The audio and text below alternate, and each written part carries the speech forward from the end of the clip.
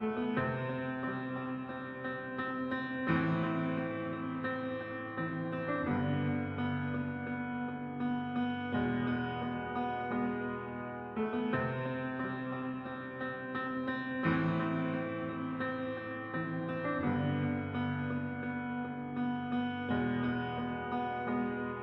my mind,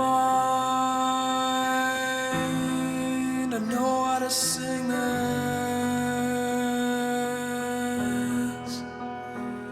but I need your light. God, there's no other way. 'Cause as I try,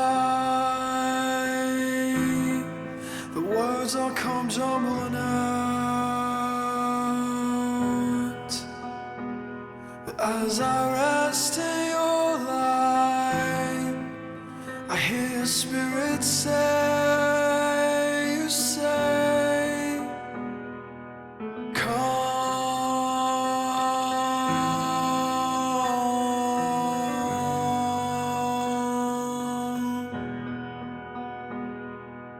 come.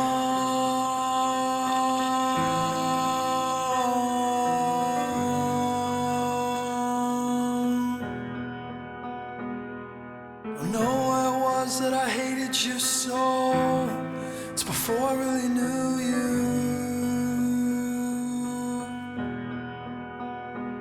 Before I touched your heart and became unto me very substance of my life. I've stayed at your side and seen the things that you do.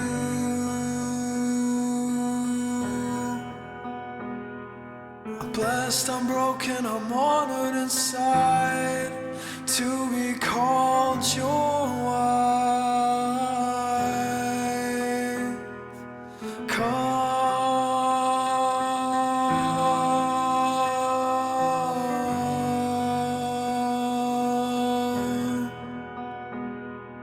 come.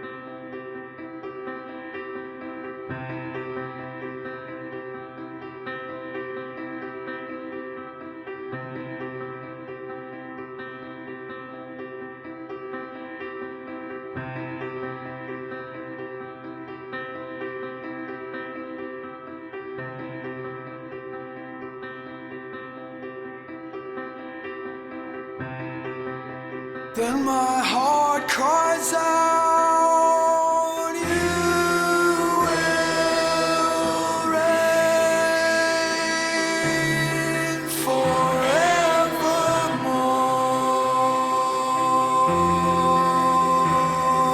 I love you, Lord.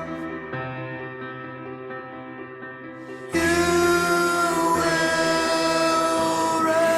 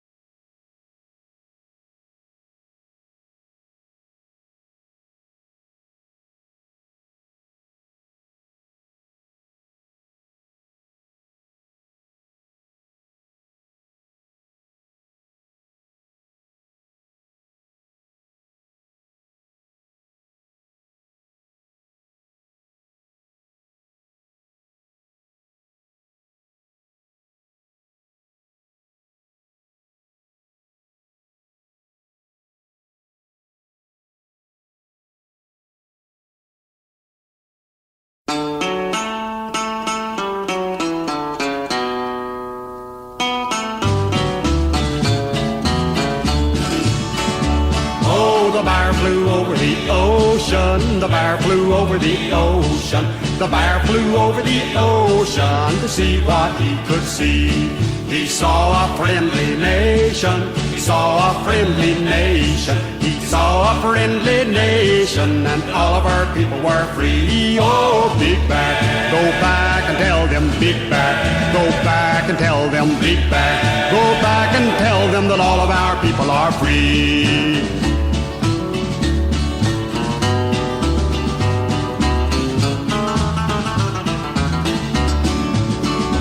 Oh, the bear flew over the ocean. The bear flew over the ocean. The bear flew over the ocean to see what he could see. He saw a peaceful nation. He saw a peaceful nation. He saw a peaceful nation, and all of our people were free. Oh, Big Bear, go back and tell them, Big Bear. Go back and tell them, Big Bear. Go back and tell them that all of our people are free.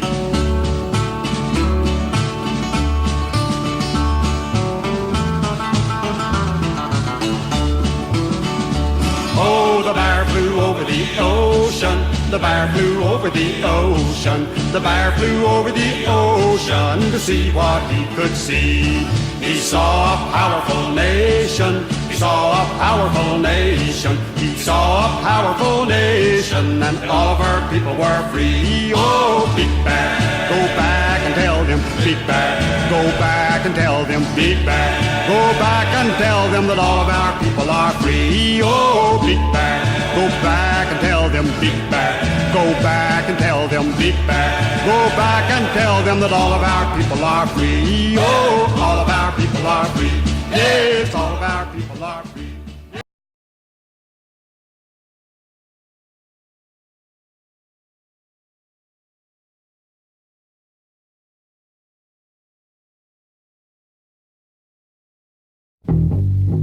It was a dream I had last night. I dream I went to the UN and set the whole nation right. I dream I called on old Castro, stood him on the floor, looked him right in the eye and said, boy, you got to go. I'm tired of your foolishness, and if you don't behave, I'm gonna grab you by your beard, give you a Georgia shave. It was a dream I had last night. I dream I went to the UN and set the whole nation right.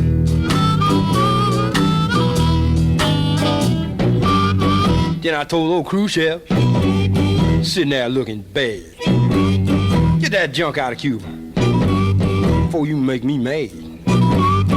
Dig up them missile bases, take them planes and all grab me a bat, use your head for the ball. It was a dream I had last night. I dream I went to the UN and set the whole nation right.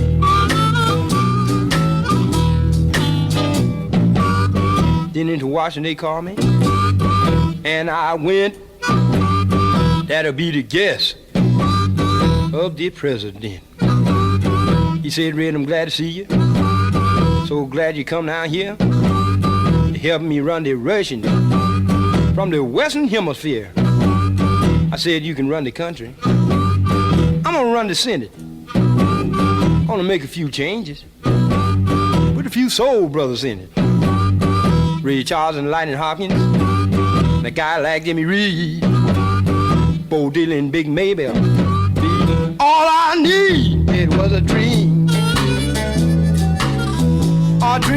I had last night.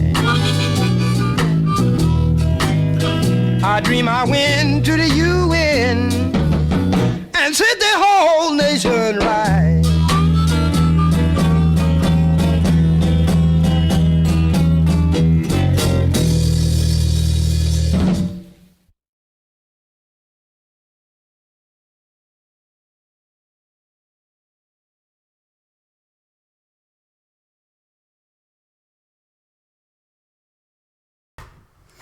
Hello, welcome to Evigilans Podcast, episode 6. It's a pleasure to be here. We're starting a bit early this weekend. We've found some time to ourselves.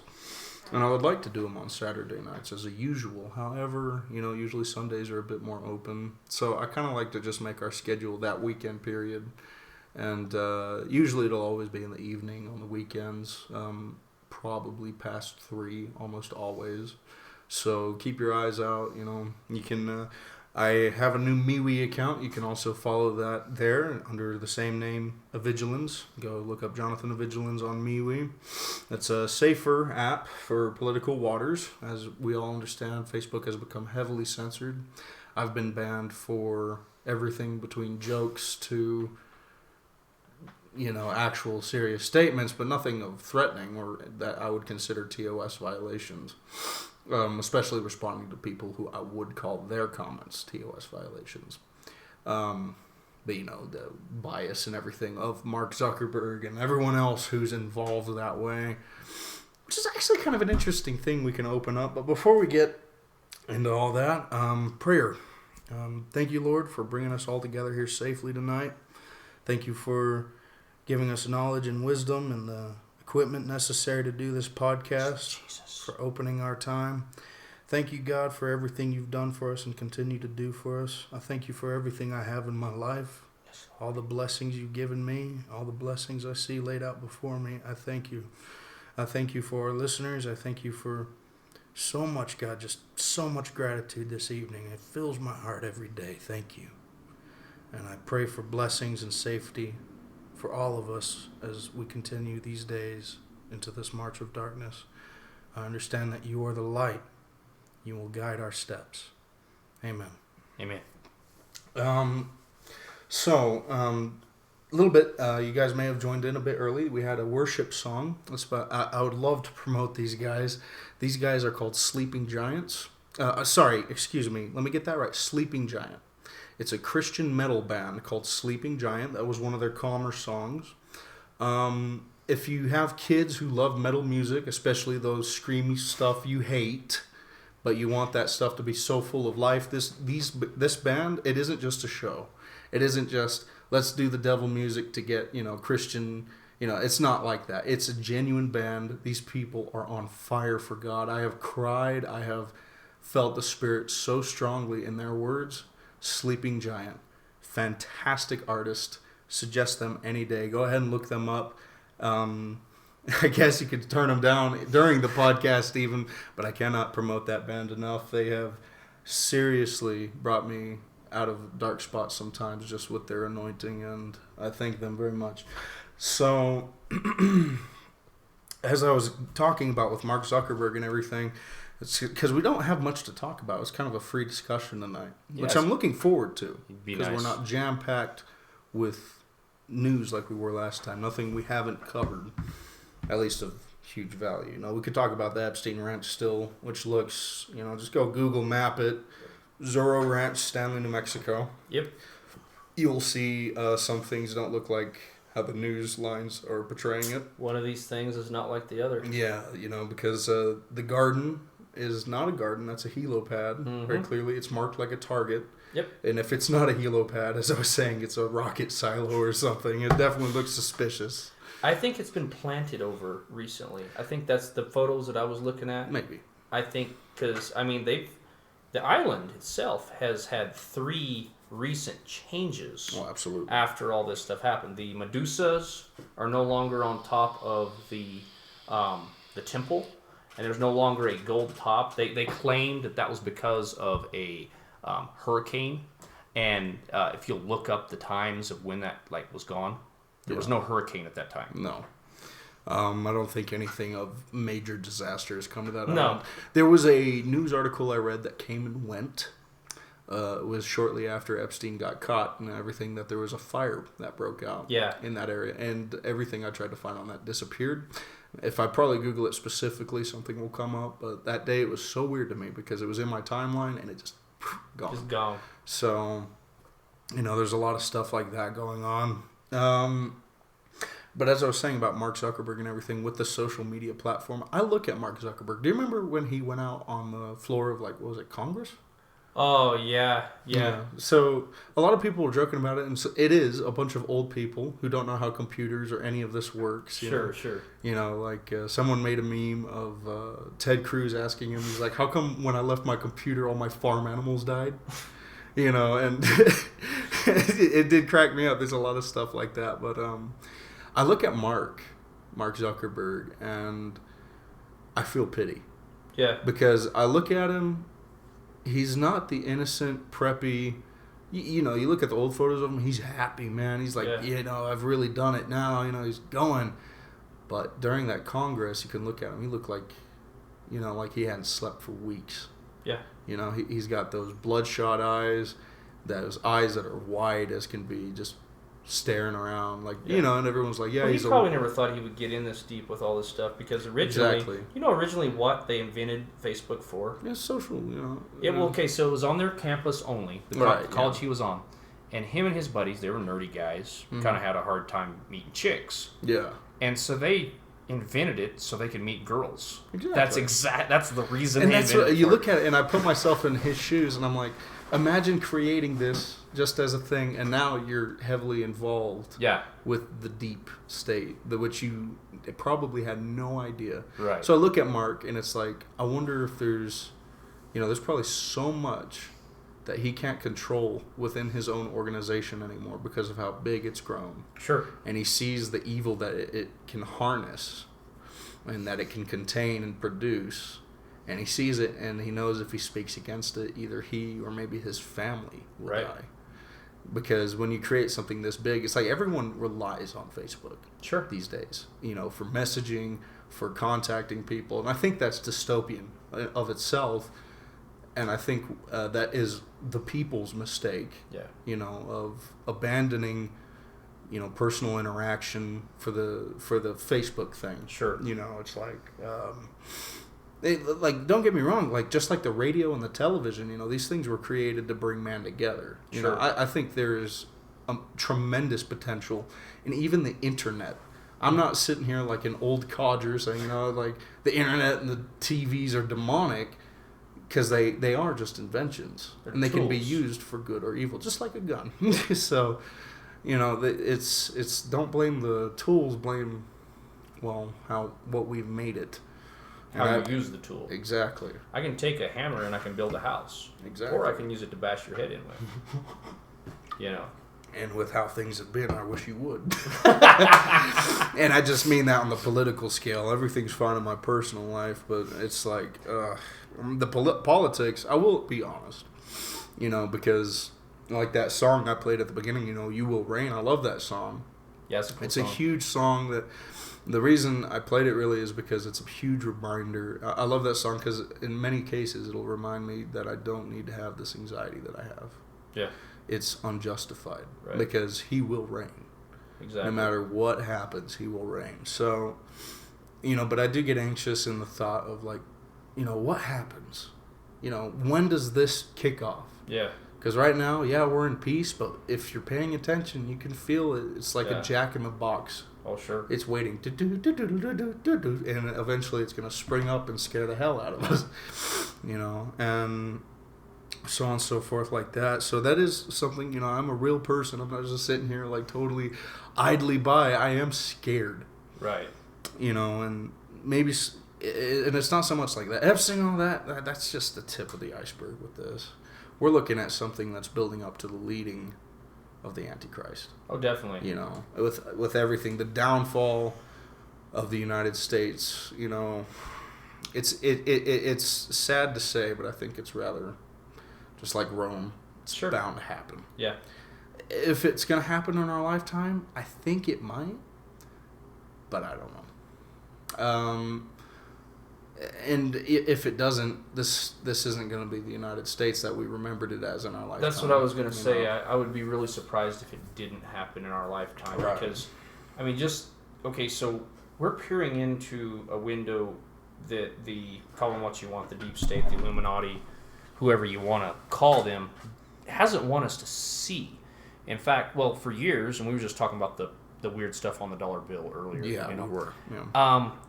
For years, they've put that stuff out, mocking us, the quote-unquote, I think, peasants. like, like, hi, we're putting it out here, and they don't even know, And so, but I think now the Pandora's box is being opened. Oh, yeah. And what that all entails, I can't even begin to understand. But there's, stuff we've heard as children, all the way down to the infamous chip that we're all supposed to be worried about. Which is kind of interesting. I talk about cryptocurrencies, and I mentioned this in an earlier podcast. The cryptocurrency is an awesome idea, but it's so awesome that it might be bad. You're right. So what I was looking into, as we were talking about the dollar bill, and I say this just from the study and everything, the dollar bill, the only reason that America is standing as it is because we're all pretending. Right. So we're all pretending that the dollar bill is worth something. As we go into the store, it's like a role playing game. You're just you're giving fake money. Sure. We might as well be using bottle caps like exact Fallout. We could, like if I were to give them anything, it would be equal in value. Yeah. We're just pretending that this is still legal tender, which once we stop pretending, boom, it all falls down. Yep. So that is kind of a worry as well, but going into that, let's see, the day comes finally when we stop pretending and the dollar bill is worthless. Nobody takes it anymore. However, cryptocurrency is not, it doesn't belong to anyone. Rather, you can mine it and it becomes your own. So so it's not so much like I'm saying, it's not like backed by the Federal Reserve. Yeah. It's its own backed currency. Here's the thing about cryptos thing though, John. So it's even less than the dollar bill is, though, it is. Because I can't see cryptocurrency. I can't hold it in my hand. It is. You're funny. It's correct. But that is interesting, isn't it? Yeah. That data. Yeah. Just data is zeros and ones. Which, again, is an abstract concept, especially to me, because, I'm still on the ancient capitalism standard of, I have 3 goats, you have 3 pigs, let's trade. Yeah. And I think if there ever is, and I think that's what will happen. Oh, yeah. If there's ever a collapse, we're going to go back to the barter system for a while. Yeah, money's if I got a can of beans, that can of beans is going to be worth a heck of a lot more than a $100 bill. Yeah. So, but I'm also looking at this ones and zeros. You can fit as ones and zeros so much onto a small chip. Oh yeah. And let's say the dollar bill fails and all the stores stop accepting dollars. Now they've all switched to crypto, and you can't survive. And the only way you can get this specific new crypto, which I suggest is probably going to come out, is to get a chip implanted in you by the government. Sure. And then you start to see the picture coming together. So it's either going to be on your wrist or your forehead, John. I believe it was like either. Exactly, yeah. And, a lot of people, they'll be like, oh, well, this, they might bypass it because it's like, oh, this is so... this is so convenient and obvious, they wouldn't do it this way. And I'm like, no, that's exactly what it talks about. Yeah. When it talks about the bread being worth a bag of gold. Yeah. So you're going into a lot of that. So that's just kind of a personal conspiracy, because I looked at Bitcoin, I looked at its fluctuating value, and I was like, that's crazy. Yeah. And if the dollar bill fails and I do believe it would be a new cryptocurrency. Do you own any Bitcoin? I do not. No. I've thought about investing in it. I have invested in Dogecoin as a joke. If you know what Dogecoin is. No, I don't know what Dogecoin is. I have some Bitcoin. Okay. Yeah. And so Dogecoin, it kind of started as a meme, but it fluctuates in value. Never once has it like really hugely spiked. But it was so funny to me that I was like, yeah, I'm just gonna invest in this just for the hell of it. Because my sister did as well, and we shared a good laugh about it, And so Doge is like that little dog on the internet. It's like the Shiba Japanese dog thing. Oh, okay. And it's kind of staring at the camera there in a little photo, so it's kind of that Labrador-looking dog thing. Okay. I don't know, but yeah, that's what the whole money is. It's just a bunch of those little dogs. Or Doge. There's another name for it, Dogecoin, so... Yeah. I haven't invested like thousands or anything. I'm just like, just like put a couple bucks towards it, Yeah, it's yeah. like, so. what's crazy is just like with Bitcoin, like one Bitcoin, I forget, is it like right now $14,000 or something like that? No, that's about average. Last I checked, it was like 13 to 14. I got like $100 in Bitcoin. That's all I got. Yeah, and maybe one day it'll really explode and you'll be really happy. Yeah. Or the only way you can access your Bitcoin now is through a chip. Yeah. Which you're gonna be like, well, damn it. Yeah, I'm not gonna get that because I ain't gonna get the chip in me. But gotta try to hedge your bets in today's society. Yeah, and I mean, I see it very possible. I see more and more of this whole chip thing that I'm talking about, in like a sense, how easy it is, like check out. We're already doing the whole data thing. What's our debit stuff? What's our credit? Oh yeah. And what's that? And instead of a chip, like imagine this: you just wave your hand over a scanner, it pulls up all your personal info, and it's like this is how much is in your account. And then you start looking at China with their social system. Oh god, and you're like, wow. This is really coming together. You start seeing the globalist agenda where they want this everywhere. I can see how it would, the Antichrist side of it aside, I can see how people will be drawn to it. Yeah, because it'll be convenient. It will be. It's like, oh. Think about it, you don't have to carry your wallet with you anymore. Yeah. I mean, all of your, let's even say, all driver's your information. license. If you they get allow pulled it over, just hold your hand. Yeah. Your CCW permit could be in there. Oh, he's good. Yeah. A cop pulls you over. Yep. But we're also getting into... Have you ever played Half-Life? I've played the original Half-Life. Okay, I've never played Half-Life 2. Okay, so basically to put into perspective so everyone understands, a super socialist government.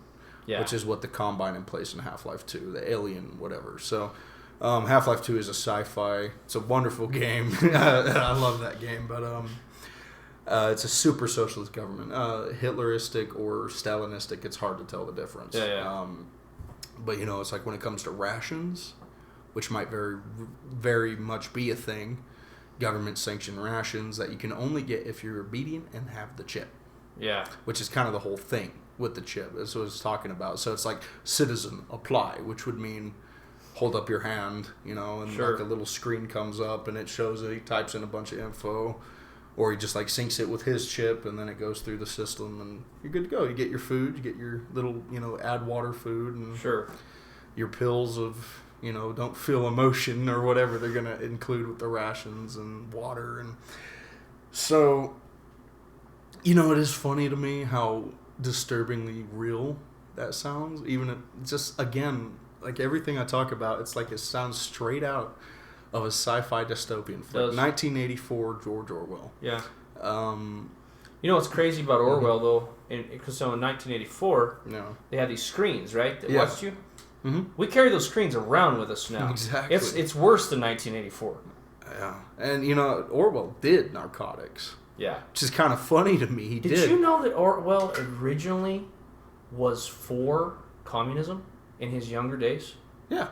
Isn't this something? Yeah, and then as he got older, that's when he wrote 1984 because he slowly saw, this sucks. He started to, and maybe the, what's funny about 1984 is I sometimes wonder if he started writing that as like a hopeful dream, and then as it started to go down, he was like, no, wait, this is not. Yeah, I think this is not hopeful at all. This is, and then it just took off from there. Yeah. And it disturbs me when you say 1984, the young are totally lost on that. Yeah. Because, again, and what's funny is I've heard communists say, oh, what you're saying is 1984. I'm like, what? I'm like, you support what? Yeah. I'm like, all I'm supporting is the right to trade 3 goats for pig. That's all I've really supported. Because I started, like I mentioned that, actually. That's something I could talk about. Because I have experience as a red. As a low-life, scum-sucking red. When I got into my first, political stuff, I was about 12 years old. And I never liked Obama. Like I talked about. I never liked him, and I think that's probably because my parents didn't like him. Yeah. But I looked at the American system, and yes, as any sane person could see, oh, okay, yeah, this stuff is flawed. So the standard 12-year-old ideology is what I call communism, is a 12-year-old ideology. So either you're 12 years old and stupid, or you're 21 years old and selfish. Right. Which is, someone actually said this once. What is it? It was like, if you're a teen... I can't remember who it was who said it. It's a very famous guy. He said, through your teenage years, if you're a liberal, or if you're, through your teenage years, if you're a liberal, you have a heart. But if you're not a Republican by like your adult years, You don't have a brain. you don't have a brain. Yeah, it was Rush Limbaugh. It was Rush Limbaugh? Yeah. Okay. So, and there's kind of merit to that, you know, Yeah. and it's like, well, no, everything I believe with republicanism, conservatism, and I wouldn't call myself a Republican, you know, because it just puts a dirty taste in my mouth what I've seen Yeah, no Republicans kidding. do. But definitely conservative constitutionalist in every sense of the matter. And that's why I consider myself more of a libertarian. In fact, Exactly. that's why I put Well, on that's MeWe. what- You can find me on Tyrell Libertarian. And I, like I said before, I'm all for just freedom. I Yeah. mean, and I'm for extreme freedom. I mean, if you, John, want to go down the street and buy you some heroin and shoot it up into your veins, I think it's very unwise Yeah. and stupid of But you. as long as you don't hurt anyone. But as long as you're not doing it to me or affecting me, getting in a vehicle and driving Exactly. afterwards, I don't care. Which is perfect because that's what I was leading into. So I was talking about how I used to kind of follow the red ideology of, because I didn't really know what it was, but I always thought it was like, hey, the communists had something pretty cool, you know, of an idea. I think mostly it was just the militarism. I Yeah. like militarism, you know, and of course in a communist country, that's all they show is their military side. It's all militarism. Kalashnikov, comrade. Yeah, here, take Kalishno. You will kill the Germans with it. Do not you know. use any of those optics on top. And AK is not designed for such. so there's a huge thing. So a lot of kids, like especially me, was the Soviets aren't bad because they killed the Germans. That's a huge propaganda point for the Reds, right? Oh, now. yeah. That worked on me very well. I bet you Because were a I- big fan of Enemy at the Gates, weren't you? I still am. But that's because Enemy at the Gates is, if you look at it in basis, it's actually very true and honest. Yeah. Because there's a scene at the end there where, towards the end, where that one guy, his friend, Yeah. sacrifices himself. Do you remember the speech he gave? I don't write. I know. Okay, I know the so gist let me. of it. I actually just showed that to my love recently because I was like, well, here's the problem with communism because it nails it so well. So his friend, he tells Vasily that his girlfriend died in shrapnel, and it's a very sad scene. Sure. And he's looking for the German sniper. Sure. And his friend shows up and he says, "We tried to make a world that was equal, where there would be nothing to envy your neighbor. But even in a Soviet world, a quote equal world, there will always be something to envy. Right. A smile, a friend, rich in love, poor in love, so on and so forth." And then that's when he's like, well, I'm going to finally do something right. And Right. he gives his head out and gets shot by the German. So, I.e., human nature. human nature. And that's exactly why communism, anarchism, fascism, all of it, it doesn't work. Right. So, going more into it, what you were talking about, how I could or someone could just how you could watch someone if they're just on the corner doing heroin. Yeah. They're just kind of sitting there, Yeah. Not hurting nobody. not hurting nobody, as long as they're not even trespassing. You know, Yeah. Yeah. if they're in their own house and they're not causing any harm, fine. Because the whole premise of freedom is do whatever floats your boat, just don't sink mine. Amen. And that's exactly it. And that's when I started to lean right. Because as I grew up and I watched the left and the right, I would see heroes always on the right. General Patton was a huge draw out Oh, yeah. of the communist ideology for me because it began to make sense. All of this. It was the morally right was never with the Reds. Right. It was never with the communists. And the communists, just learning history, like I talked about last time about the tanks turning students into mush. You're right. Again, that's communism. That's the face of communism. But I didn't see that. I didn't want to see it. All I saw was the propaganda message, which I hear so many stupid kids just like myself say. And I say kids, I mean people my age. Yeah. 21, 22. Wearing the Che Guevara t-shirts. Yeah, wearing the Che Guevara t-shirt saying, no, the Soviets killed the Germans. A coyote will bite its friend if it's bleeding. Yes. That's exactly what I say every time. Because they're both vicious coyotes and they both need put down. Right. National socialists or communist socialists. And, at the time, see, Patton, he had a plan for all that. He was letting the Soviets kill the Germans. He exactly. And, because the whole, the enemy of my enemy is my friend.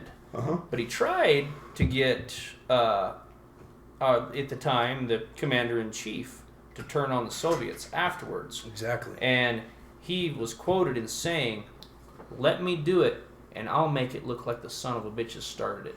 Exactly. Which, if we're honest, they did. Yeah. But we just were out of it. We didn't have the troops necessary, Yeah. you know. And I know we've talked about this before off radio, and think about it. If we could have got that, like in a different dimension or some different time, or could go back in time and actually get that done, we would not have had the Korean War. Mm-hmm. We would not have had Vietnam. We wouldn't be in the mess we're in. China may not be a communist country. No, it wouldn't be. I can guarantee. Isn't that a brain crate? I think we actually mentioned that in our first podcast. Did we? Together. Okay, I thought we. Either way, that's interesting. But going more into like my past of politics, because this lasted while I was 12 through. And I would bounce back and forth often, you know, but mostly I'd find myself like, you know, I would listen to the Red Army Choir, and I thought this was the coolest thing because, you know, like I said, it was militarism that caught my heart. It was the quote pride of the nation, which. Sure. And so, like, I hope this doesn't cost me any followers. Like, listen, dude, that's sad though, John, because where is American pride? Exactly. I mean, you know, and I'm not all for all like nationalism, like some are, like, but I think we should have some of that in our schools. Absolutely. So going back to the whole float your own boat stuff. Yeah.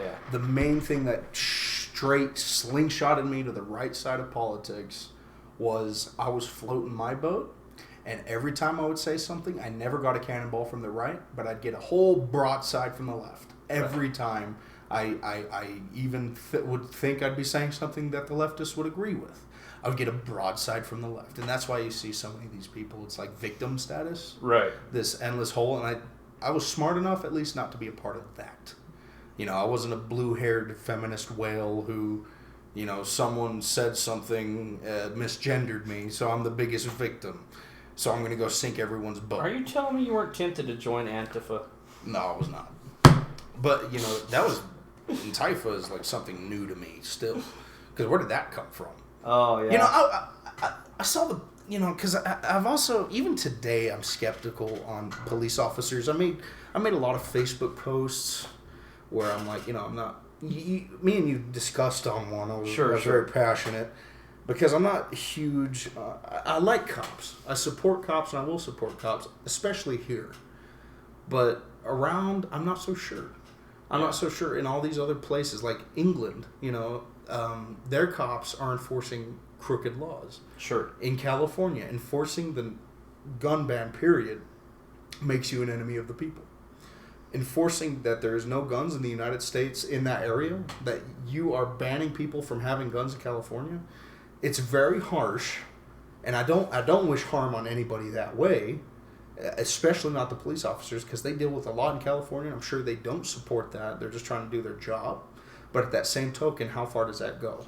Well, and that's just it. You know, how many Nazis said the same thing? Exactly. I was just doing my job. You know, so I'm going to confiscate this dude's gun. I'm going to shoot his dog because he's breaking the law. What law? He owned a gun. Excuse me, this is America. You're an enemy of the people, sir. Yeah. I don't care about the blue line and all that. You know, I don't really have much of a feeling. I do not carry it on my truck for that reason. Because there might come a time when everyone who has that blue line is going to regret it because they're coming for the guns. Now, around here, not so much. I've had several sheriffs, deputies. They said they will stand up to the federal government. They have given me their numbers. They will say, if the feds threaten to take your guns, call the police here, and they will back you up. Right. And that is beautiful to me. So I do support that because those are officers that are genuinely looking out for our betterment. So that's my whole point with that. But like I was saying, what slingshotted me to the right side of politics was constantly being berated and barraged by the left, who are very, very anti-freedom. Sure. Because getting into it, you know, the message of communism is for the people, by the people, right? Nonsense. It's all the government, all the time. There's no time for the people. and they might call the government the people's people, the DPRK. Yeah. You know what the DPRK is? No. The Democratic People's Republic of Korea. That's North Korea. Gotcha. So North Korea, the Democratic People's Republic, right? It's the People's Republic. It's the People's Army. Yeah. It's the People's Police. I know that's like the China. It's the People's. The PLO is the People's Liberation Army. Yeah, which is the same as in Vietnam, the People's Liberation, whatever it was back then.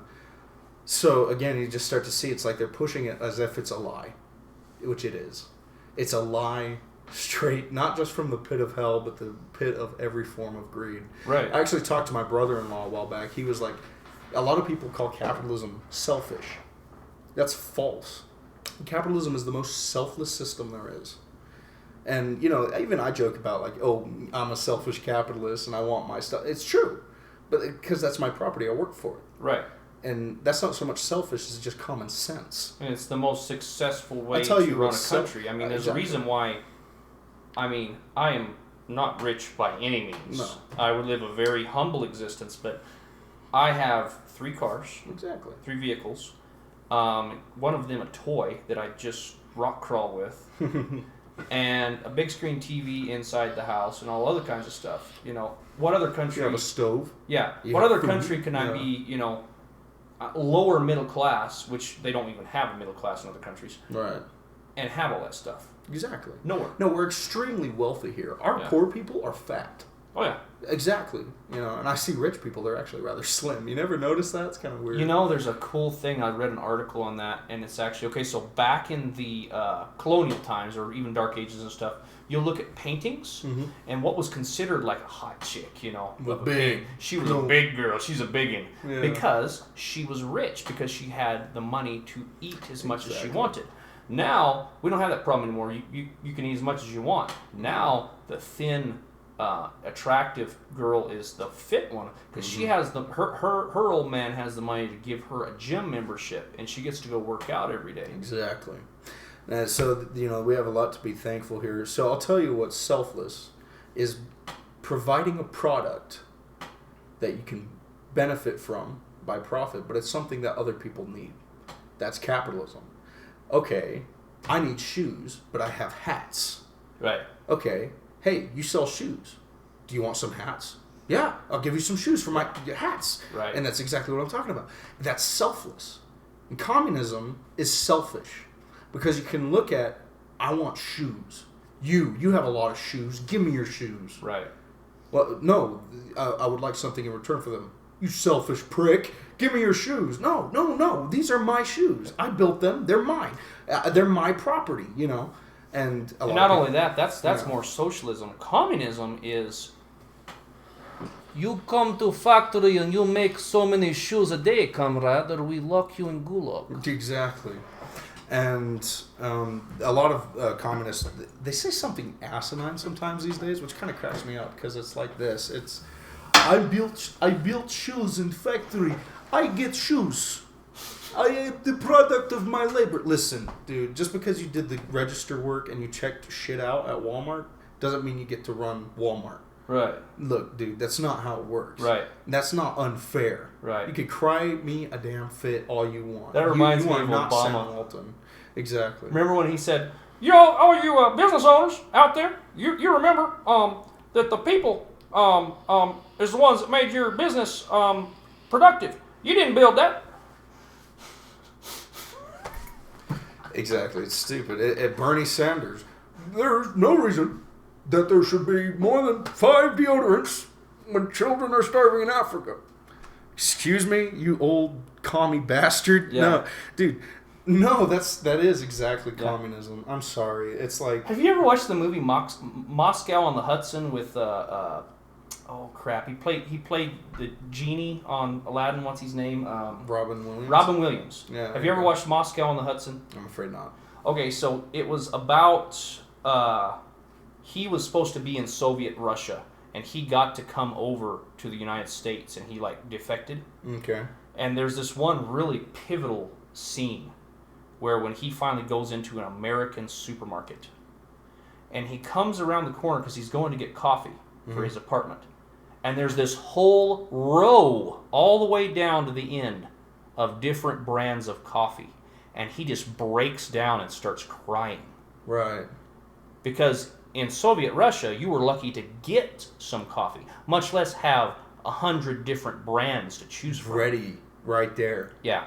You know, and that was so, like, that's the beauty of touching. capitalism. Yeah, it is. It's tear jerking. Yeah. When you like, I would, you know, it hurts my heart. I have a guy. He's a libertarian. He's a libertarian bisexual. See, I'm welcome, you know, to all people who believe in freedom. You know what I mean? He's an awesome guy. I'm not going to say his name, but he's a blonde Spaniard.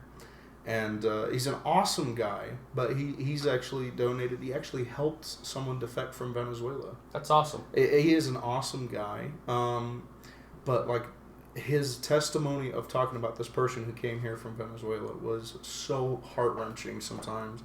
Because I could only imagine. He never really talked much to me about it, but I could only imagine. Because they even went just to Mexico.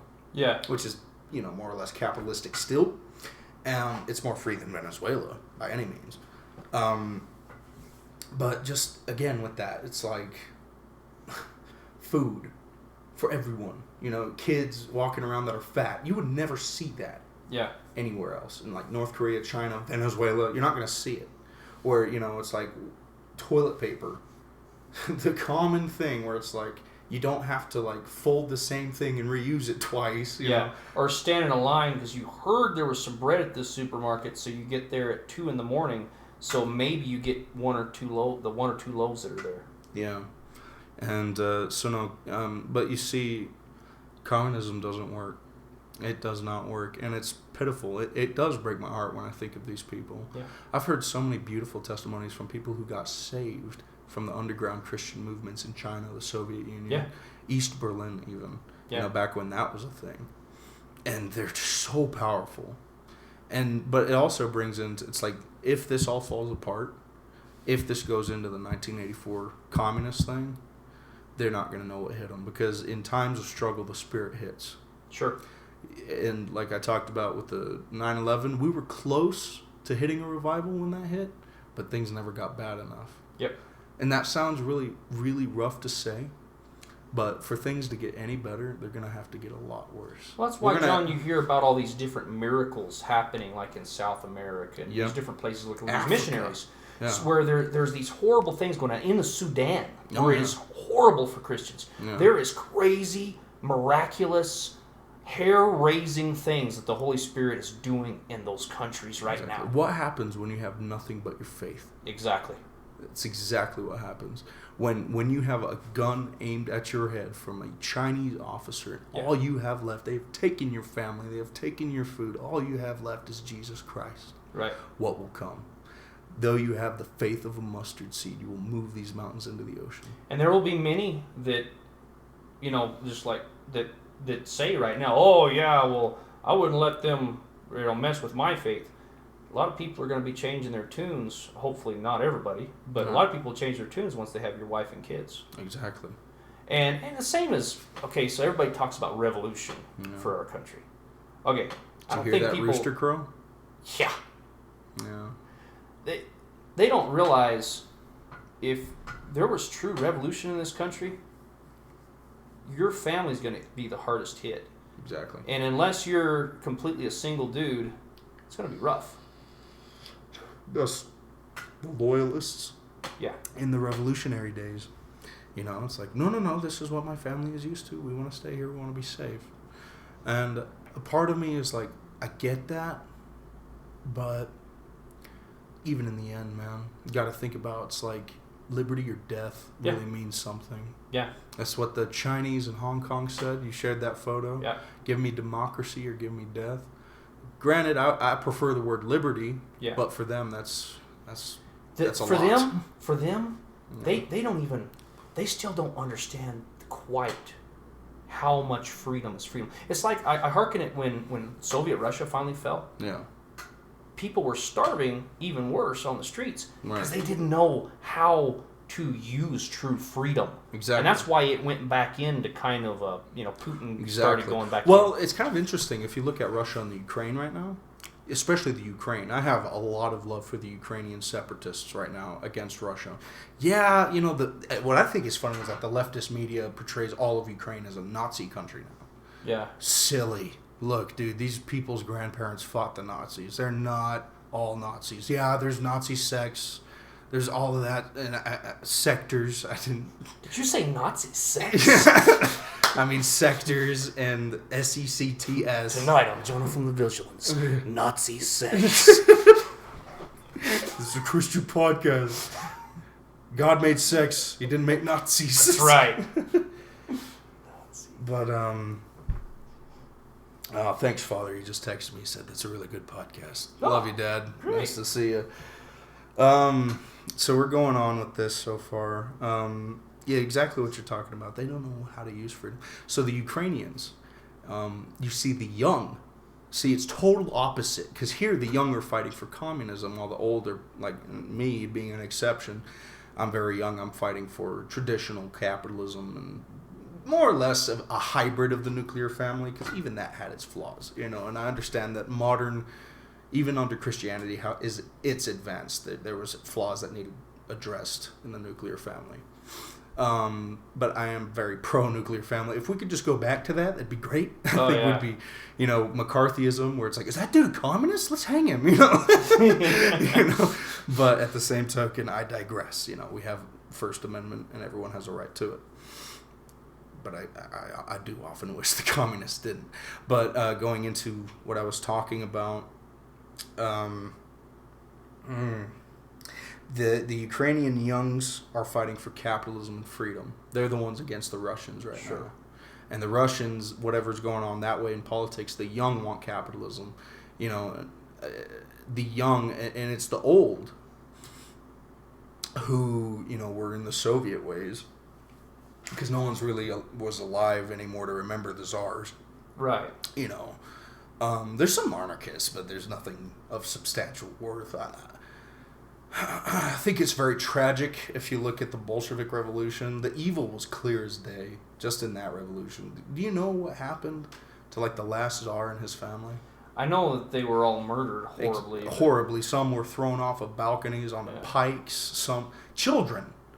You know, children don't control things in the czars. They were just kids of the rich, right? That's right. all. And when they saw the rich, they saw subhumans. You know, and I understand that the czars weren't perfect. But kids, gunned down in a basement. Not actually, excuse me. This is how the last czar died. Nicholas, his family. The adults were shot, but now, you know, racking around was a bit much, so they bayoneted the children to death in the same basement. That's pretty evil, man. Yeah. That's, you know, you don't hear about, like, countries like this coming to power through such violent ways. We didn't kill children to get our way. That's just too much. But, you know, the young over that way are fighting for capitalism and freedom and more or less just rights, human rights. Yeah, basic human and rights. some of them are gay. And they just want the right to be gay. You can't be gay in Russia. Right. And that's what I always get a kick out of these people. There's not been a single communist country where being gay is okay. Again, with this whole America is behind, get with the times, America. No, we're with the times. We've been the pioneer of social justice. Sometimes it regrets me to say that because social justice is hardly social justice anymore. Martin Luther King was a real social justice warrior. Right. You know, that's real social justice right there. You know, oh my God, I'm going to sound like a horrible, racist white man. I do not remember the name of the woman who refused to sit in the back of the bus. What was her name? Something Parks. Rosa Parks. Yeah, Rosa Parks. Yeah. I'm sorry, everyone. There he goes. There goes my whole career in podcasting. Rosa Parks. Because you're white privilege, John. Yeah. Rosa Parks refused to sit in the back of the bus. That's real justice right there. Did you know that she wasn't actually the first that did that, though? Oh, I reckon not. She's just the first recorded. Yeah. You know, that's different. Right now, when you have a blue-haired, again, I say the same thing, whale of a feminist spouting something about a totally non-existent issue, you know, it does kind of irk me. Because it's like, Jews being burned alive in World War II concentration camps by the Nazis, and someone misgenders this wad of blubber, and they're going to compare themselves to the Jews. Yeah. They're going to compare Trump to German Chancellor Hitler. Right. Are you effing kidding me? Do you not realize how disrespectful that is? You want to parade yourself around like some kind of hero, but you're desecrating and mocking the victims. You might not even realize it, but you are mocking and desecrating the graves of 6 million innocent people, just to try and... I don't even know what these people are fighting for sometimes. Because, I understand not every leftist is on that train, because that's a whole separate train of mental illness. Sure. Yeah, I said it. I'm sorry, there is no getting around it. The whole gender thing right now is mental illness.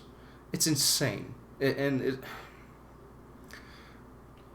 all goes back. It all goes back to we've had it too easy for too long. Exactly. I like the phrase that I forgot where I heard it from, but troublesome times and hard times breed tough men, and tough men make good times. And good times breed soft men, and it's the endless loop. It's an endless and I cycle. don't like that idea too, because it's so helpless. Yeah. Because it's like no matter how many good times, there will always come bad. Which, that's true. But it's like, look at the cycle of any civilization. Look at Rome. Yeah. Rome, it first, I mean, not all things, but a lot of things about the Roman culture and life, you had quite a bit of freedom. Oh, yeah. Originally. And to be a Roman citizen, you had all kinds of benefits. Oh, yeah. But once the people found out that they could vote themselves free stuff, that was the fall of Rome. There's a lot of things that brought about that. You look at Rome, that's so weird to me. It's copy-paste history. It just repeats itself over and over again, which brings the question, honestly, what does it matter? Weird, right? Yeah. And it's like, so what really does matter? Jesus. Amen. The cross, the whole spiritual realm. Sure. Because once you get out of this, once you realize the endless loop like you just talked about, maybe that is an honest truth. Even if like this whole podcast were to, or whatever, good men came along, made the times great again. We got out of this great political depression that we've been in since, goodness, Reagan was the last time things were great, all right? Yeah. So, and then the good times will breed soft men. And we're in the hard times again, and maybe good times will come again, and it'll fall apart again. So it kind of brings in, it's like maybe all this fuss and wuss. I'm not saying that, we shouldn't. This podcast is still going to go on no matter what. Right. But the most important thing out there, it's Christ. It's got to be Christ. It's got to be the gospel. And, the underground movements and everything, that's the real revolution. Well, and that's why Jesus, he said himself, he didn't come to free the Jews. No. That's not the reason why. He was coming to free all mankind. All mankind. Yeah. He's the only one. And see, because Peter and they thought he was going to be a revolutionary. Right. They thought he was going to be the next, before this, but they didn't think this, but they thought he was going to be like a George Washington. Exactly. Yeah. And that he was going to beat the Romans. Right. He was coming to, set them free. Yeah. But what they come to see, and that's exactly where I'm going with this now. It's like the starving Soviet on the side of the street, He sees the system and everything, but if he has Christ in his heart, that's all that matters. Right. Because it goes into, it's all temporal. Yeah. It's all for naught, because I strongly do believe that God doesn't really care about, the governments in place. He doesn't really care about systems and everything, because his plan is so much bigger than what man can invent. Right. Because his system is flawless, and it's the only flawless system there's ever been. And just like Israel, his favorite people, it's like there was a verse in there where it talks about like God gives them an option to just choose him or to have an earthly king. and Israel was stupid. Yep. But I understand. No, we want a physical king. So they made Saul. Saul was horrible. Well, it goes back into what is the government? Is people, and people are bad, and it's... it goes back to, though, realizing that, again, just like you said, God has a plan for all of us. He does. And I want to say this just real quick, John. Yeah, there's somebody out there I really feel like that you do feel, and I don't know if you're listening or not, but I really feel like maybe you are, that things are hopeless. That you've reached the end of your rope. You haven't. God loves you. And He's just waiting for you to come back to Him. Amen. No, He is. No, that's a big thing with this, because it can be so depressing. Worst spirit. It can be so doggone sad. You look at the world and everything that's going on. People fighting for the right to kill their own child in a supposedly Christian country, and the savage pedophilia going on every day, and it's like not even children are safe. Yeah. And the hopelessness of it all, the starving, the sadness of these communist countries, and the lack of respect and love for anything anymore. Everything's so lost in our social media, and it's like, where's the human connection? Where's the compassion? And it's like we've really lost it, and you can get really, really sad looking at all that. Can. But if you hopeless. But if you look at the bigger picture here, it's like, wow.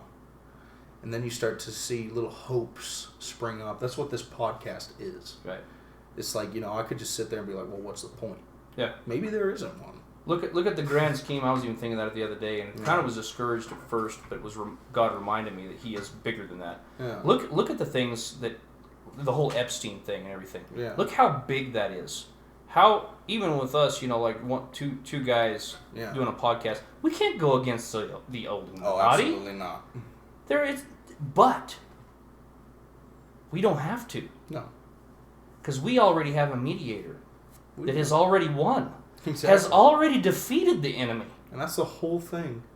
That's the whole thing. It's like no matter where you are, what you're doing, stand up for Christ. That is all that is the worth, that is the hope. Yep. That is the promise that is given to us. Yep. We've already won. Right. That's going to drive, if there is anybody listening in on this that is evil, that has their evil intentions, that is part of the elite, more or less, part of the radical left, and so brainwashed. If you're part of the radical left and you're not an elite, I hope the best for you. If you're part of the elite, Jesus tells me to do the same. We're going to have a little bit harder time. Yeah. I rebuke you in Jesus' name. Yeah. One of the followers take out. Ba-bam! Ba-bam, because feel the power in the message, Mm-hmm. And it's like no matter what you're doing, no matter what system is in place, we're talking about the people who are in prison singing songs to God.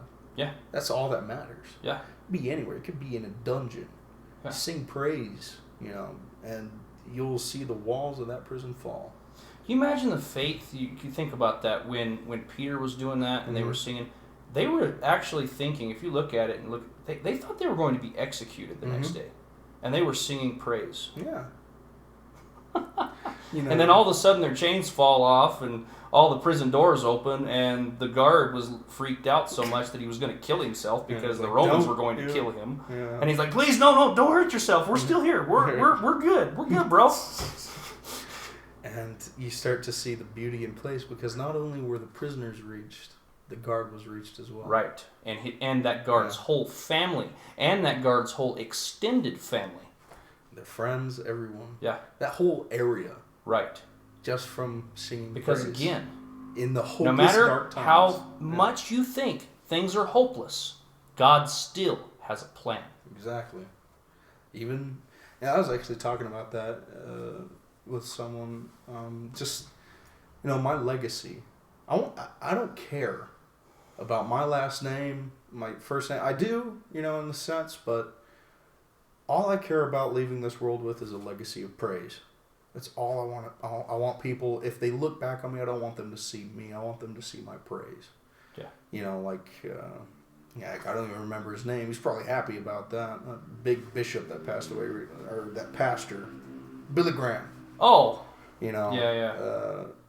A legacy of praise. Now, I'm not saying like everyone remembers Billy Graham, but that's all that matters. That these underground movements, like while the protests for capitalism are great because they will allow Christianity to flourish. Right. That's why I'm pro-capitalism, is because it allows Christianity. Yep. Communism does not. Right. Period. There is no gods under communism, period, other than the government. It is a godless society, and because they can't. If you have faith with somebody else. Like while I try to say I don't hate people, I despise everything that is communism because it is anti-God and it is anti-good and it is anti-everything holy. I despise a system that kills the innocent. And God makes it very clear in Proverbs he hates that too. And it's the sin and selfishness of man, and I think Satan's guidance that has made communism, socialism, it's kind of like Islamic, all that to me is all caked together from the enemy. It is. It's a very similar. Because why does all these evil things all team up against good? Exactly. You notice that's kind of weird. Yeah, I don't see day after day Hindus being persecuted on Facebook. Yeah. I see a lot of Christian stuff being taken down all the time. Oh yeah. I don't see Muslim stuff being taken down. Oh no, not one bit. Because they're on their side. And trust me, I've seen some stuff from Islamic pages that make me like, wow, like not mad, but like shocked. Yeah. Like I'm insane threats. Yeah. Like saying what they're gonna do, awful threats. Oh, I've had comments on mine from them before, and I'll report it. Mr. Scribbles, he shows up in your comment. Sorry, that's racist. And I realized while I was listening to a podcast from my past that I referred to them as a Habib, and I was like, that's gonna land me in some hot water, isn't it? I won't lie, I don't care. I'm a racist with them. I call them camel jockeys. Yeah, I saw your comment the other day, and. It's kind of funny because we say these things. It's like we don't despise the people, but we despise their religion. Yeah. And it's not like, for me, it's not like, I don't like them killing American soldiers. I talked about this in one of my podcasts. It was one of my soul ones where it's just me. Yeah. I talked about how I want us out of the Middle East. Yeah. I want the United States out, just like I would have wanted them out of Vietnam. But at the same token, like, dude.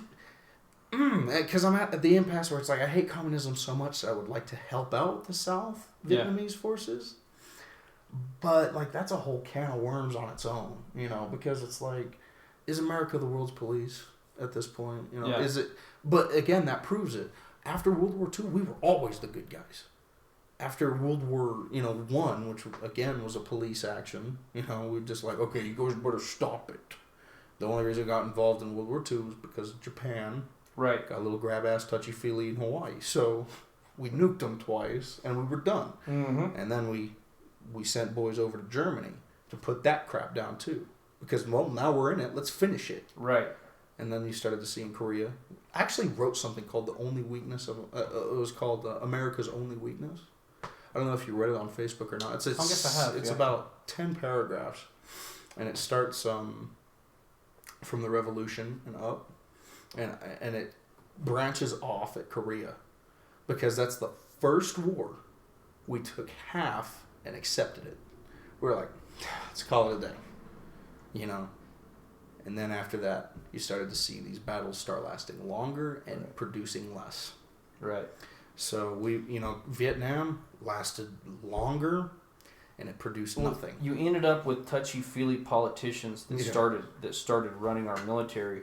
Before then, okay, so with World War I, World War II, and whatever, we would start at point A, and we would do a wide swath across the country, killing every son of a gun that defied us until we reached the other side of the shore or they gave up. Mm-hmm.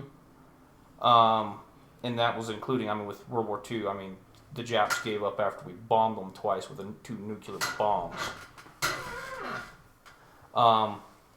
But after that with Korea, we were like, oh, well, there's certain areas you can't go. You can't go to the all the way to this this parallel over here, and so we ended up taking like the same hill like hundreds of times. Exactly.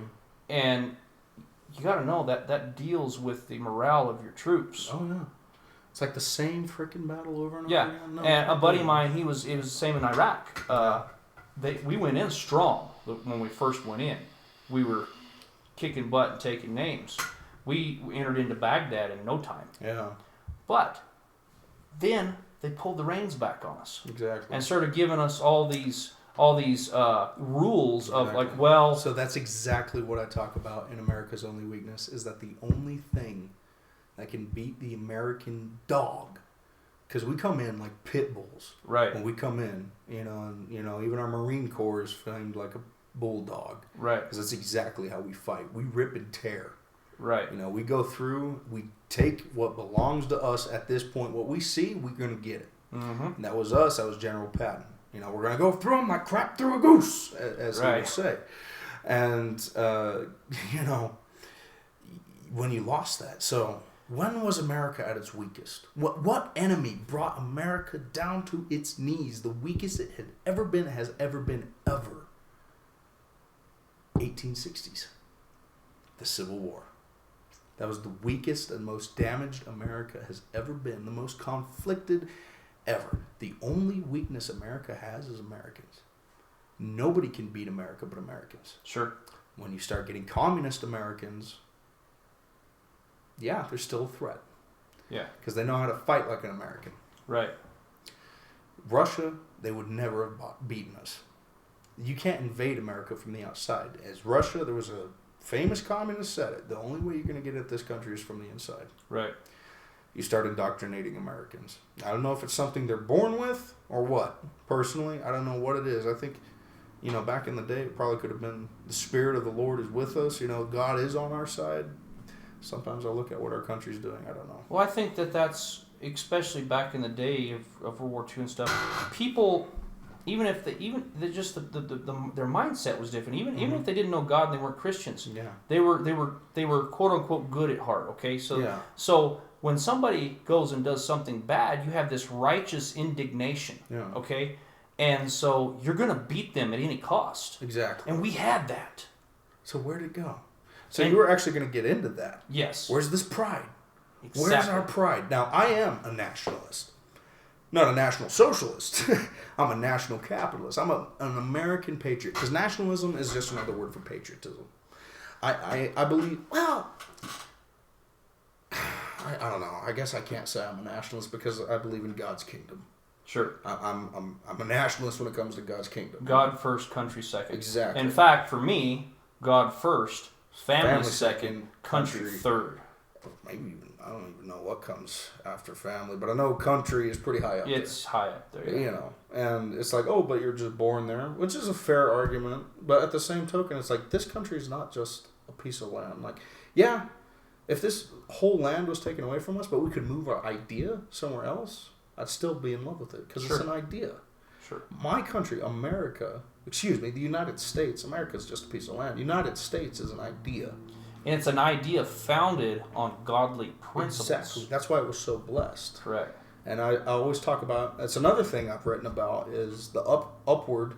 We had the Depression where it kind of stagnated.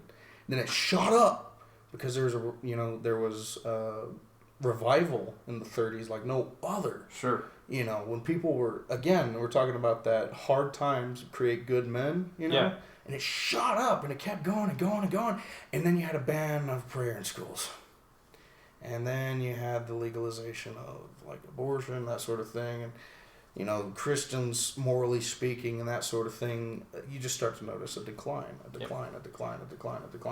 And it's just straight down from here. And now it's gotten to the point where Epstein is doing his thing and the deep state's doing its thing. And it's just gone straight down.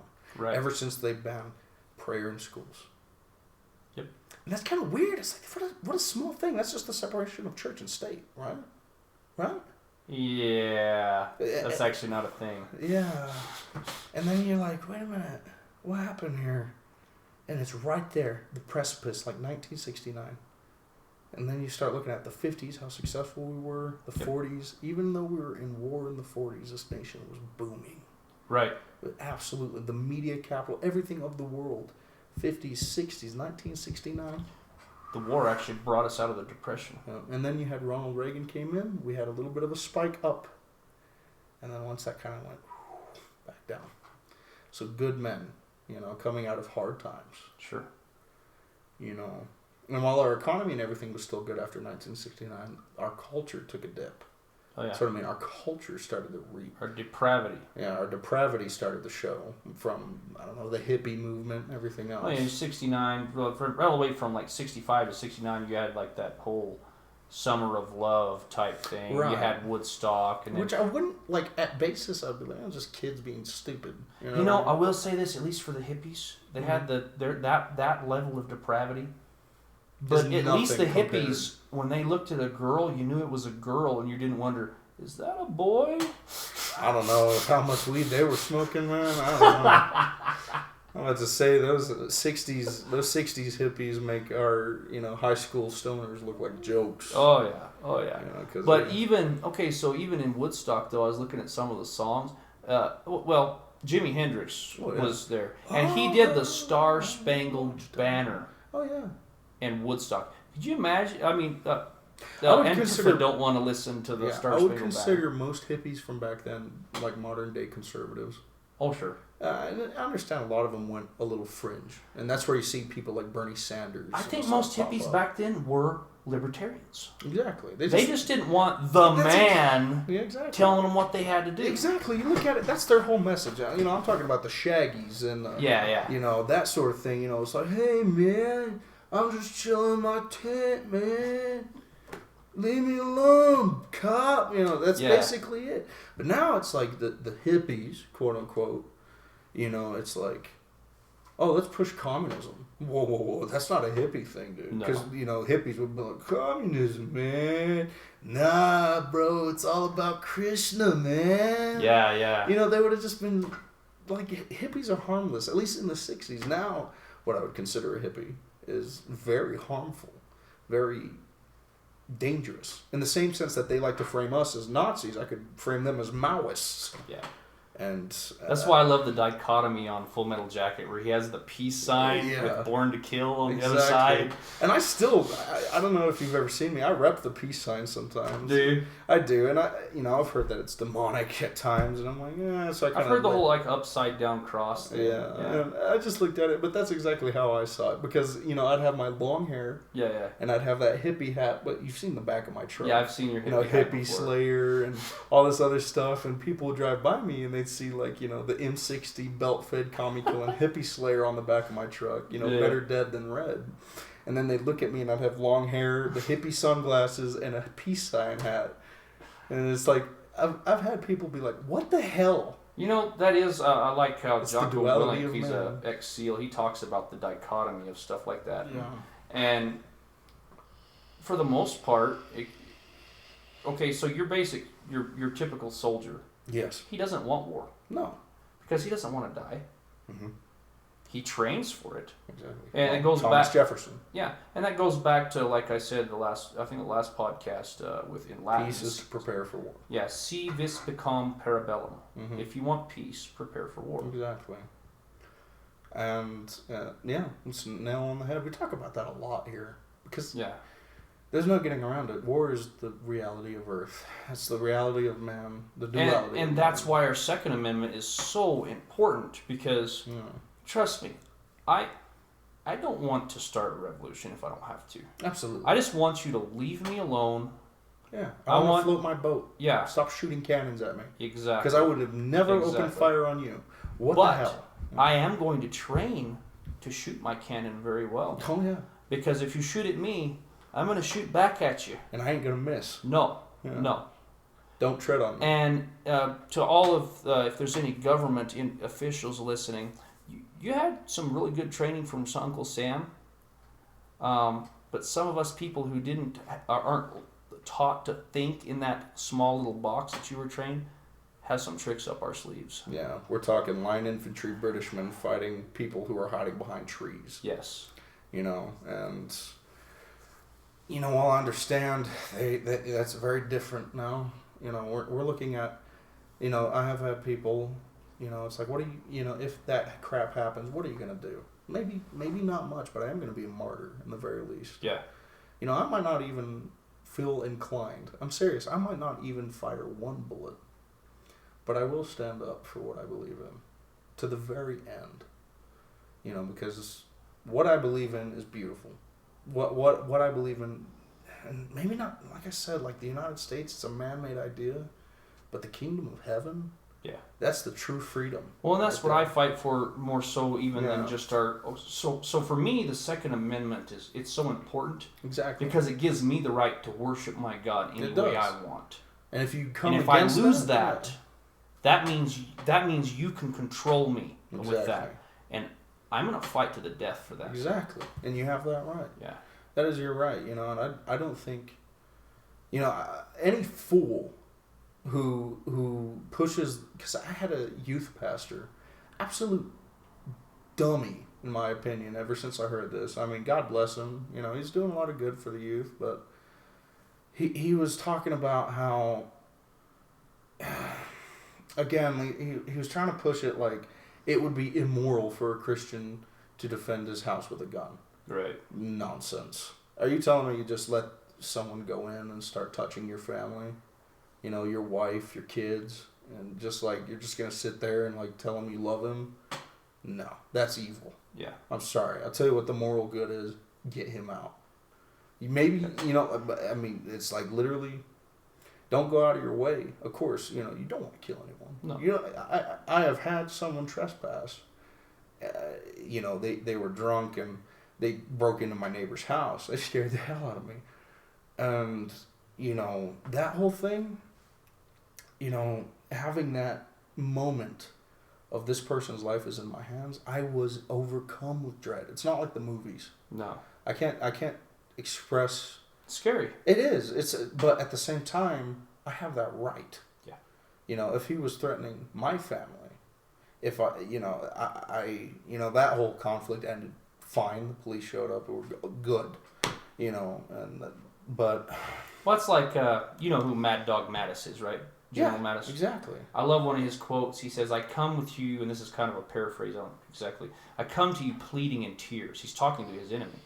He said, please, leave me be. Leave me alone. Exactly. But if you try to kill me, so help you God, I'll kill every one of you SOBs. Exactly. That's exactly the point. Yeah. You see that in the Bible over and over again. It's like, warning, don't. Yeah. Oh, you did. Yeah, Mattis is one of my favorite guys. That's I love the his whole quotes. snake. That's the whole snake on the flag. Do not tread on me. Yeah. Or I'm going to bite. Yeah. And what a paraphrase even now. Stop treading on me. Yeah. Because they are. And we've been patient. And we've had. Look how patient we've been. I'm pretty 50% sure. of our I mean, paychecks? it's a cliche meme, but I do think that Thomas Jefferson, he'd have been shooting them by now. Oh, he would have. Which is rough. And that's why I like to push the whole lovey-dovey, ooey-gooey Jesus around as much as I can. But at the same time, I see... My favorite Jesus, John, is the one that turned the money tables over and made a whip out of cords and beat the piss out of people. Yeah. There's a lot of that. And, Jesus, he loves people, but he has no room in his heart for anything evil. No. He has room in his heart for people, which is what I'm getting at, but at the same time, it's not love if you're going to let this guy... Love the sinner. If a guy breaks into your house... Sin. Yeah, but at the same time, if a guy breaks into your house, if you do not defend your family, you are a worthless man. Yep. That is You have been set... God set you to protect that woman, that child, that whatever. You are their protector. And so if you don't do it, you're not a man. Yeah, and I don't even think God's going to back you up on that. He's like, you let that guy do what to your family? Yeah. Because if you get up there with look how patient I was. Yeah. It's like, do you realize how much mental trauma? Yeah. Because you didn't want to have a gun. Because you didn't want to protect your family. Yeah. He's gonna point at you. He's gonna be like, worthless man. Right. What about your wife? And Jesus that spoke I gave about you? it. Jesus spoke about it when he was getting ready to leave this earth. He turned to his disciples and he said, hey, I've been telling you, when you go out with me, don't bring your stuff because I'll provide for you. But there's a time coming when I won't physically, as a person, is what he was explaining, be here. I'll always be with you. But it's your responsibility now to protect yourselves. Exactly. So if you don't have a sword, go sell your cloak and buy a sword. Exactly. Again, it's a tool. Exactly. And what's sad about it, and it does break my heart, is that some people are so overcome with evil that such measures will be necessary. Right. I think that breaks Jesus' heart just as much as it does mine. It does. It breaks God's heart because God loves all his children. Right. Even these elites at one time were kids. Yeah. Isn't that a weird thought? God even, and I know this is funny, but reality is true. God loves Hillary Clinton. He does. God loves all of them. If I could see revival, I would love to see that.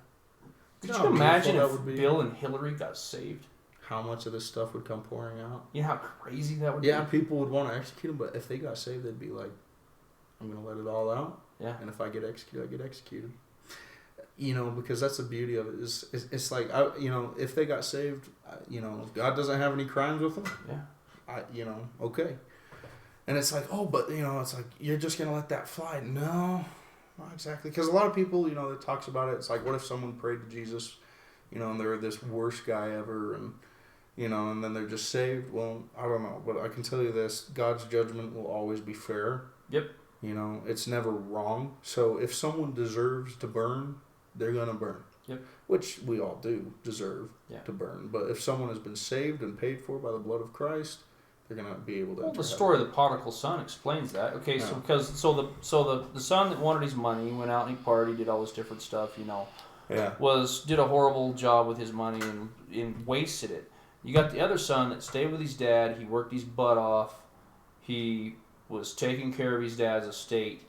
He was pissed when his brother come back and his dad was like, hey, we're going to party because my son's back. He was mad because it's like, you never threw me a party.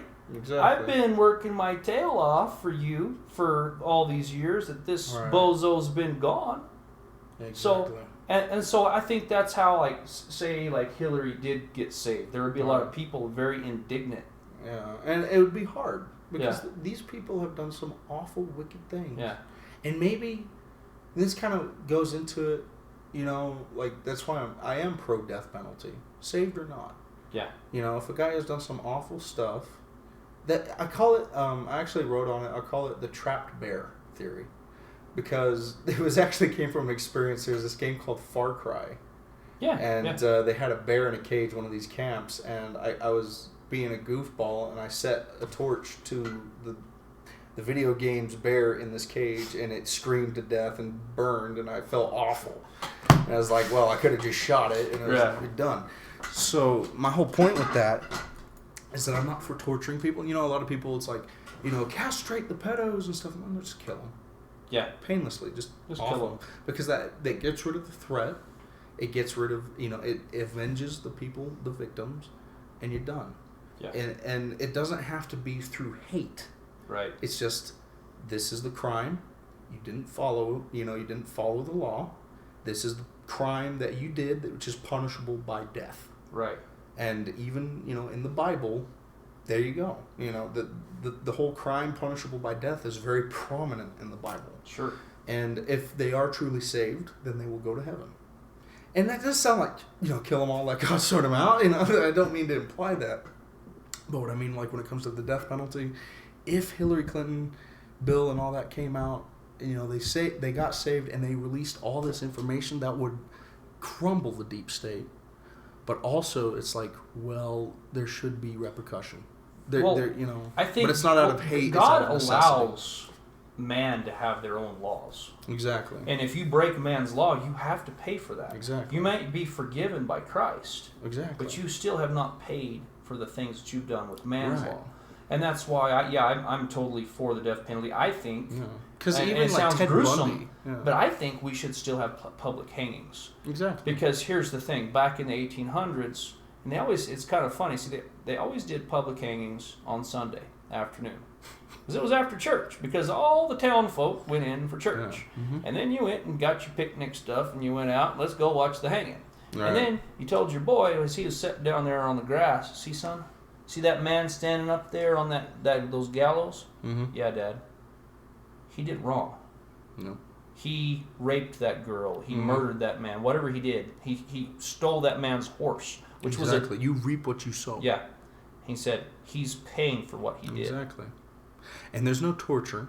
No. There's none of that. It's just a simple snap of the neck, and the threat is eliminated, Yep. and vengeance is given. And then that boy thought, ooh, okay, I'm not going to do those bad things. Exactly. And I do think that's really good, too. I think it's healthy, you know. I think it is. And by all law standards. I'm not saying create lynch mobs or anything. No, I'm just saying by law. Judicial justice. Judicial justice. There should be... And due process. There should be a public system. If you don't want to see it, don't go watch it. There will be a designated area. And speedy. Okay, so if a jury decides, hey, this guy's bad and needs to be executed, I don't want him on death row for 20 years. No. It's the next day. Exactly, as it was. Yeah. You know, there was a lot of golden age ideas that were in the Wild West. And people are like, their argument for that is, well, what about all these people that like were on death row for years, and like they always bring up that one guy that did the DNA, and then the DNA come out and he was innocent. Okay, so maybe there was some people that were executed unjustly. Mm-hmm. Okay. Again, I think that's going to be between the people that convicted him and God after this. Exactly. But if you lose just that, and I will even say for this, say I was convicted unjustly and they have that system. Mm-hmm. I would rather go ahead and instead of be spending executed, 20 years of my life, just go ahead and kill me. Yeah.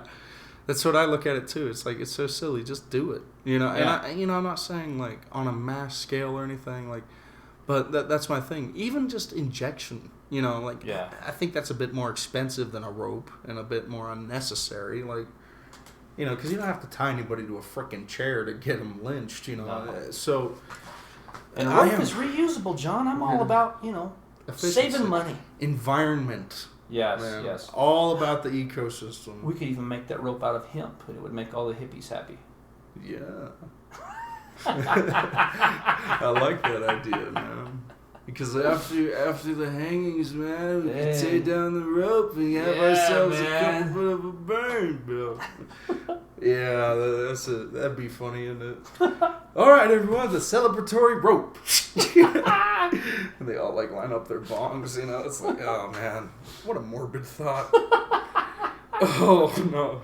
In the perfect libertarian society be like. Yeah. I could see Joe Rogan getting on board with that. Yeah, dude. Yeah. So. Yeah, that's some awesome stuff. Let's see, we're at hour 30 or 40 minutes.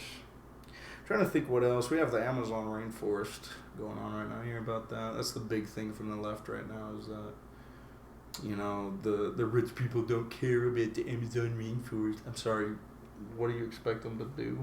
I mean, like what? Like pay the rain clouds to come? Besides that, you know, I've heard things that this fire is kind of a natural happening. Yeah. And that it's kind of a fertilization process that the earth sets out. Well, there's certain trees that can't even pollinate and make seeds unless there's a fire. Exactly. There's some certain pine trees. So there will be an environmental boom, and you know, and then I heard some other things that it was started by farmers and all that. Yeah. But it's a freaking rainforest.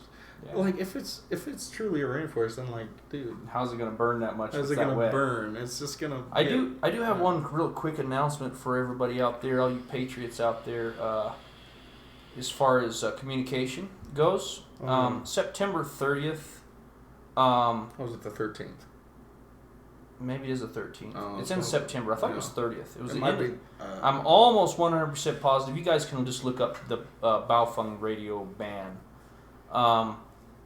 They are no longer going to allow Baofeng UV5R handheld radios to be imported into the United States because they're not type FCC certified, which is a bunch of hooey. But they're doing this, I think, so your average man can't have cheap communication because they're $30 on Amazon versus a Yaesu or ICOM, which is like $300. Right. And these are the radios that are really handy. They'll do GMRS, FRS, like your regular Motorola's, but they'll also do the ham frequencies. You can listen in on police bands as long as they're not trumped. Yeah. Like the ones here in San Juan County you can listen to, and that's totally legal. You don't have to have a license to listen to these bands. You do have to have a ham license to operate on the ham bands, but the GMRS, FRS, technically it's kind of like GMS what? I'm sorry, GMRS and FRS. Okay. FRS is Family Radio Service. Okay. And technically you're only supposed to operate on FRS on half of a watt. And this does a full 5 watts, this UV5R. So it's like back in the day, the truckers using their CBs and putting kickers on there. Nobody cares. Mm-hmm. You're not gonna have the FCC knocking down your door for talking on FRS frequencies on a bow phone. Right. But just so you guys know, you can still use the ones that you have if you get them in. There's just not going to be any more coming into the United States. Right. So yeah, would you suggest ordering these radios while you still can? Yes. Get them while you can. Amazon is the cheapest. In fact, sometimes you can get a deal on Amazon. Every now and then a guy sells them for $26. Okay. Which is an awesome deal. That comes with a charger and a battery. And that is Baofeng? Baofeng, yeah. Okay, can you spell that? B-E... Screw it, let's Google it.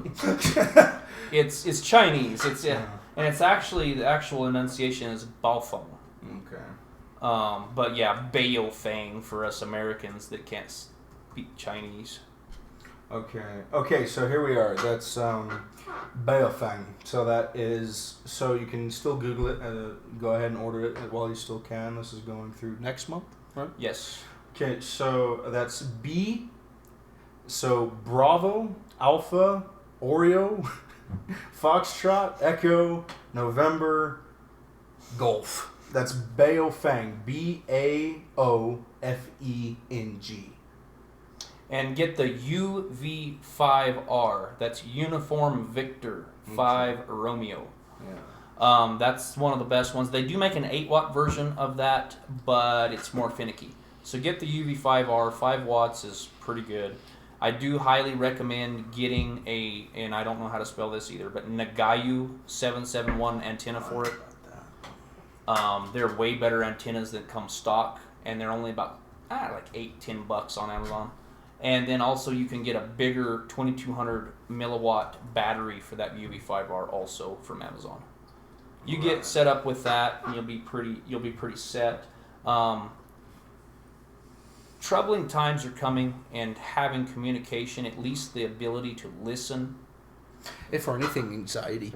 Yeah. That's a big thing. Be able to just be able to know that whatever you're guarding is safe. Yeah. You know, that's a big thing. Like, have a radio here, have a radio on you. Right. You know, because if phone comms just split. Right.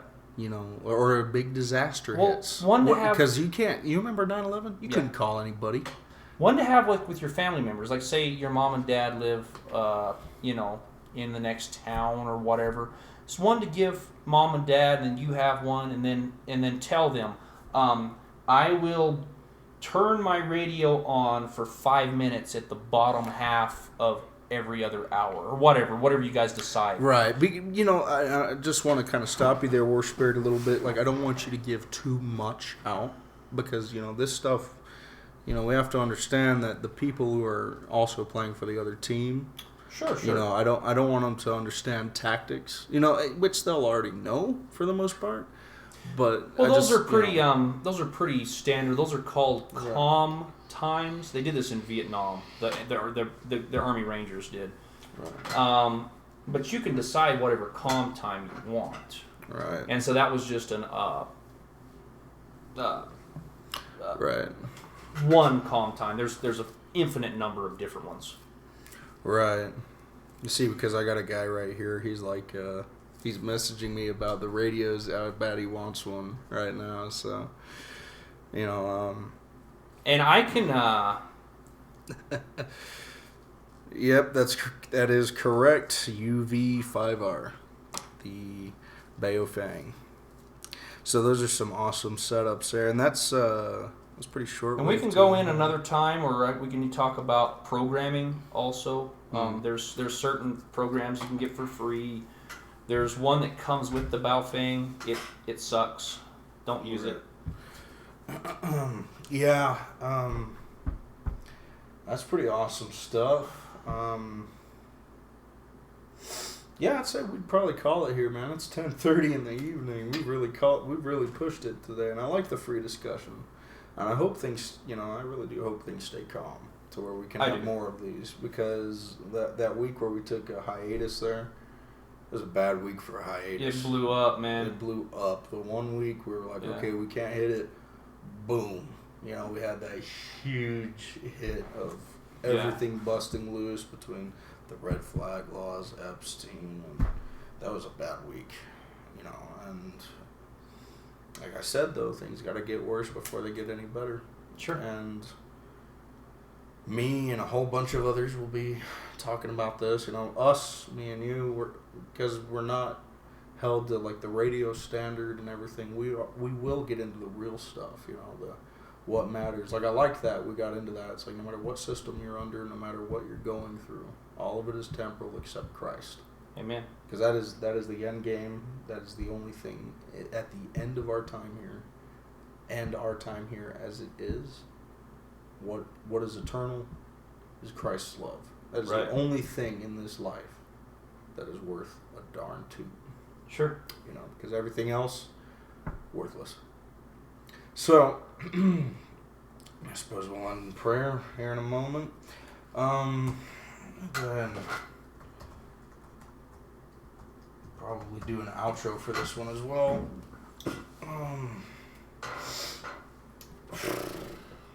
All right. Well, yeah, let's pray. Yeah. Thank you, Lord, for another great podcast. I pray that we find success and so on and so forth. I hope that all glory goes to you, Father. I pray that we're all safe as our travels home tonight. Jesus. I pray for divine guidance and provision. I pray for blessings. But I also pray that even when the hard times come, as you've commanded and warned us about, that we keep hope, that we keep faith, that you remind us in our darkest of days that you will be here for us, that you have always been here, and how much you love us, each one of us. And if there is someone listening out there, I do want to let you know how much God and Jesus, his son, loves you so much that he came down and died for you. No matter what you're doing out there, you need to know this. This is the most important piece of info you will ever have. Pray and find salvation in him. There is no other way. You will not find peace except through Jesus Christ. Thank you for listening, everybody. This is Jonathan of Evigilans. Amen. Amen.